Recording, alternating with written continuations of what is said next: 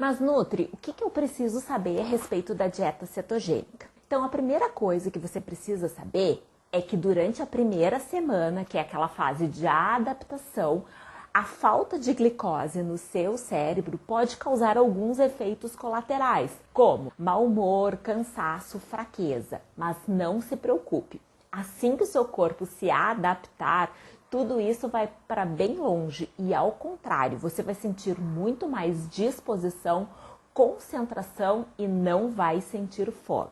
Outra coisa que você tem que focar é na quantidade de carboidratos e proteínas.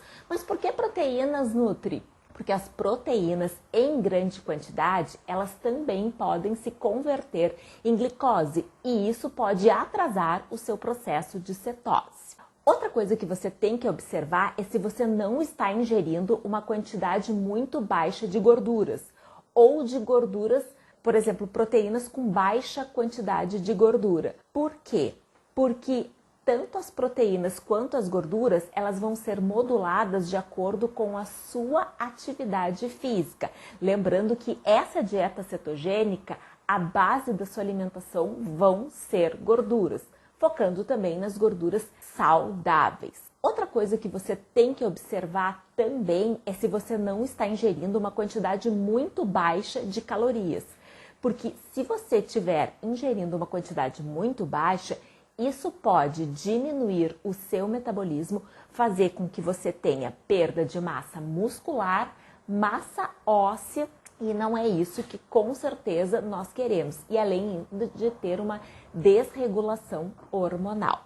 Outro fator muito interessante é que na dieta cetogênica, a desidratação é um dos problemas mais comuns que ocorrem no processo de adaptação da cetose. Por isso, você já deve começar o seu dia bebendo 2 copos de água em jejum e se esforçar ao máximo para ingerir pelo menos mais 2 litros de líquidos ao dia. E se você estiver apresentando constipação por causa da dieta cetogênica, você deve aumentar mais ainda a sua quantidade de água, bem como gorduras saudáveis e fibras das folhas verdes. Outra coisa importante que você precisa saber da dieta cetogênica é que é importante você elevar a sua quantidade de sal diária. E também é muito interessante você começar a dieta cetogênica, como ela é uma dieta mais restritiva, usando um polivitamínico e um polimineral, para diminuir os riscos de deficiência, principalmente se você não tem o hábito de comer as verduras e os legumes que são permitidos na dieta. Outra coisa muito importante que você precisa saber em relação à balança. Você não deve ficar se pesando toda hora. Você deve, de preferência, se pesar no início do programa e, se possível, só no fim. Opte pela medição com fita métrica das circunferências de cintura, abdômen, quadril e tórax. Faça também a sua foto do antes e do depois, porque a balança pode ser que ela não seja o principal parâmetro e o melhor parâmetro. Por quê? Pessoas ativas, provavelmente elas ganharão muito mais massa muscular. E as mulheres também no período menstrual, entre o período menstrual e da ovulação, como elas vão ter uma elevação do estrógeno, esses 2 fatores, eles podem alterar a sua balança. E nisso, gente, eu posso dar o meu próprio depoimento, o meu feedback.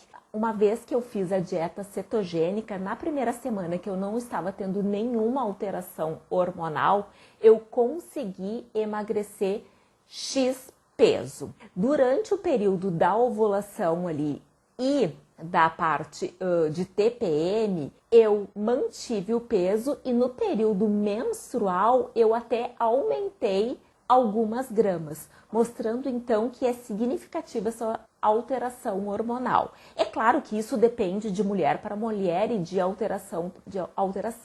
Outra coisa importante é você também nunca se comparar com os outros. Cada pessoa vai emagrecer a quantidade que ela pode emagrecer, que seu metabolismo permite e que você realmente precisa. Mas Nutri, como é que eu vou saber se eu estou em cetose? Então, o teu corpo ele te dá alguns sinais e sintomas, como por exemplo, você aumenta a sua sede, a sua boca fica seca, o seu xixi fica mais frequente e mais concentrado, você já começa a diminuir a sua fome e seu apetite.